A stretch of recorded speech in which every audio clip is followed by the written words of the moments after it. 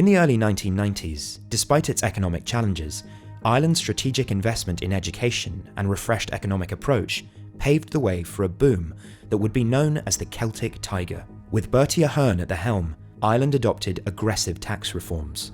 Moving away from a dual services tax rate of 40% and a manufacturing tax rate of 10%, Ireland instituted a uniform 12.5% corporate tax rate.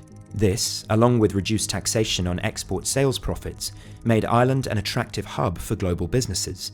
The country's well-educated, English-speaking workforce further augmented its appeal. Tech giants like Apple, Facebook and Google, as well as pharmaceutical powerhouses such as Pfizer and Johnson & Johnson, set up European bases in cities like Dublin and Cork, attracted by the blend of favourable tax conditions and a skilled labour pool. The influx of businesses into Ireland had a substantial impact, with a year-over-year GDP growth exceeding 6 to 7% annually. Fueled by heavy investment from US tech giants and enhanced by Ireland's foresight into prioritising education, the nation transitioned from being the sickly man of the European Union to a major exporter of high-tech goods and services. With the rapid growth catching the eyes of speculators and opportunists worldwide, Ireland saw a massive influx, reversing the historical trend of emigration as Irish expatriates and new settlers rushed to the booming economy. A construction boom ensued, soon making up an enormous portion of the Irish economy. With this surge in wealth and property development, banks perceived the real estate market as an infallible opportunity. They began lending money at much higher rates for property development and for mortgages. To finance this lending spree, banks borrowed vast sums from larger institutions, predominantly at short-term rates. The property sector's contribution to the GDP swelled, and housing assets ballooned on banks' balance sheets. It seemed like a golden era until 2008. In 2007, the number of new homes and apartments began to outpace the demand for them. As this slowdown progressed, banks began to become concerned that they might have been a bit overzealous in their property-related lending, and began to require more stringent guidelines for loans. Then, in 2008, the sky fell. The American housing market crashed, sending a ripple effect through the world's financial systems. This global downturn hit Ireland particularly hard. Irish banks, heavily reliant on international markets for capital, suddenly found those markets less accommodating. With banks wary of lending money, Irish banks that were overexposed had nowhere to turn for room to breathe. Their business model of short-term borrowing to finance long-term loans meant that they were continuously refinancing their debt. When property values began to plummet in Ireland, bank balance sheets teetered under the weight of bad loans. With the potentially catastrophic prospect of the collapse of their banking system looming, the Irish government boldly guaranteed the debt of its 6 major banks. As the crisis progressed, this assurance proved insufficient,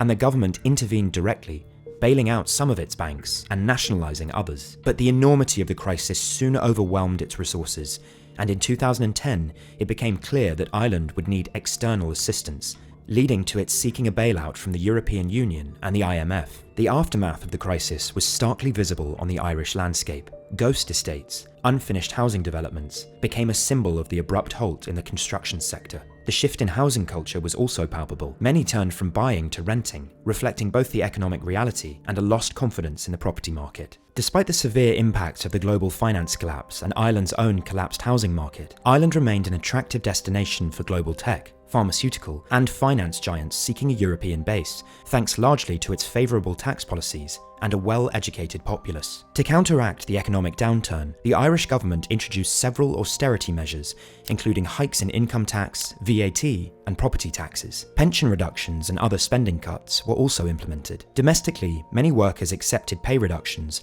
or reduced hours to ensure businesses remained viable. Throughout this period, Ireland maintained its status as a significant exporter of goods, which, combined with the previously mentioned measures, set the stage for an economic turnaround. These measures pulled Ireland's economy back towards growth. Rapid growth.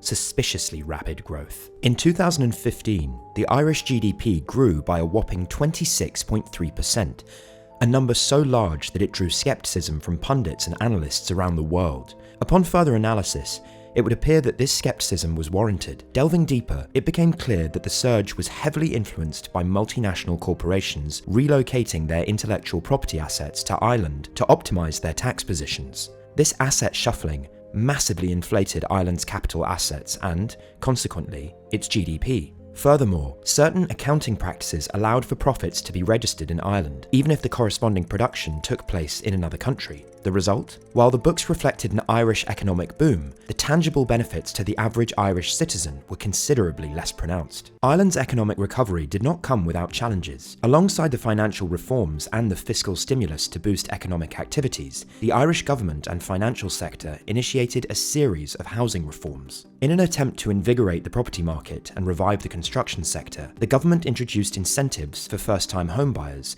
and eased lending criteria. With memories of the last housing bubbles still fresh, this move was seen by some as risky. The influx of foreign workers to Ireland created a sudden surge in demand for housing, leading to steep increases in property prices. However, the construction sector, still recovering from the initial collapse, struggled to meet this demand promptly. This mismatch of supply and demand put significant upward pressure on housing prices and rents. Strict regulations and zoning laws made it difficult to initiate new construction projects.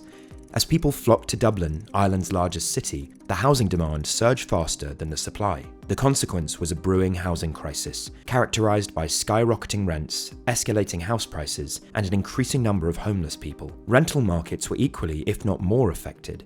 With purchasing property becoming increasingly challenging, many were left with no option but to rent. This surge in demand led to soaring rental prices, especially in urban centres. In 2023, the average monthly rent in Dublin exceeded €2,300, almost 60% of the median monthly income. These phenomenal increases in rental costs left many people, especially young professionals and families, in a precarious financial position. Since 2013, the number of young homeowners, aged between 25 and 34, dropped from 60% to just 27%. A study showed that over two-thirds of young adults were living with their parents, some in an effort to save for homes, many out of necessity. With no end in sight to the housing crisis, the young, educated population that enabled Ireland's economic boom began to look once more towards other nations for a chance at a brighter future.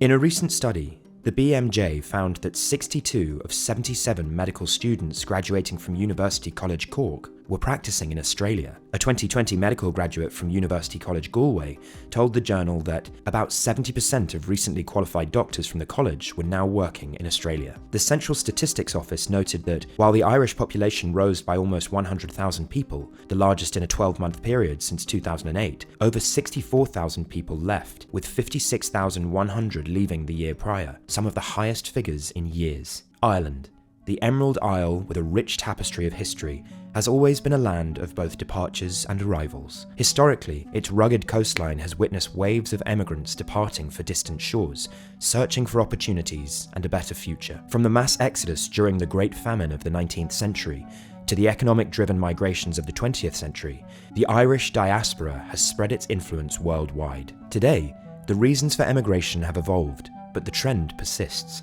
The housing crisis is one of the prominent factors influencing this modern exodus. Rising costs, lack of affordability, and the dream of owning a home have become elusive for many. Drawing parallels between the past and the present, one can observe a recurring theme. Whether escaping famine, seeking jobs in the wake of economic downturns, or navigating today's housing challenges, the Irish have always showcased resilience and adaptability. Emigration stories from Ireland, no matter the era, are tales of hope, ambition, and a quest for a better life.